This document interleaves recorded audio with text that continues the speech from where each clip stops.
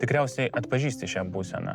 Išsiuntei laišką dėl darbo, pateikiai paraišką, lauki egzamino rezultato. Parašy žmogui, kuris tau rūpi, ir išoriškai gyveni toliau. Dirbi, skaitai, kalbiesi, bet dalis tavęs lieka laukimo režimu. Ir kaip tyčia, visada telefonas būna regos lauke. Tavo nervų sistema nenori jo paleisti lengvai. Viskas kelias minutės kyla impulsas patikrinti, o gal jau atrašė. Yra begalės tam paaiškinimų, bet susikoncentruosime ties vienu svarbiu, kuriuo tu galbūt nesi girdėjęs ir jis tau bus įdomus kaip ir man. Nes padėsiu suprasti esminį procesą, skamba jis taip. Žmogaus smegenys nemėgsta neužbaigtų ciklų. Psichologai tai vadina Zeigarnik efektu. Neužbaigti dalykai galvoje išlieka aktyvesni nei užbaigti.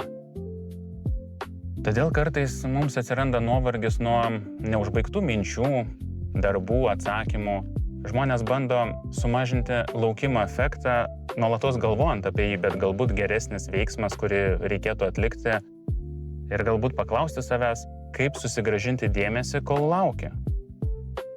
Viena pirmųjų SomaMinds kortelių siūlo labai paprastą veiksmą. Perrašyk ranka 9 sakinius iš knygos, kuri tau svarbi.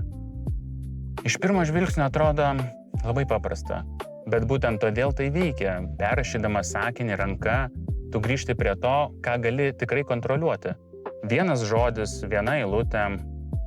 Rašymas ranka aktyvuoja šiek tiek kitokius smegenų tinklus nei pasyvus informacijos vartojimas. Tu nebeseki svetimų minčių srauto, tu pradedi sąmoningai dirbti su viena mintimi. Ir dar svarbiau, tu renkiesi. Kuriuos sakinius verta perrašyti, kurie žodžiai rezonuoja, po truputį dėmesys grįžta iš telefono į tekstą.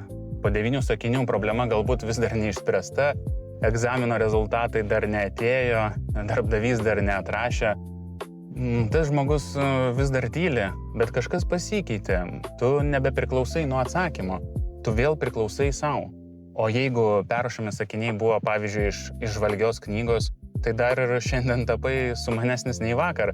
Ko SomaMinds ir siekia, tai momentinio rezultato. Per tam tikrą laiką, tam tikra veiksminga užduotis išjudinanti tavo kūną ir protą. Visada gali pasigilinti labiau apie korteles tinklapyje somaminds.lt arba parašyk komentarą, galbūt turi kažkokių klausimų ir mes pasistengsime juos atsakyti.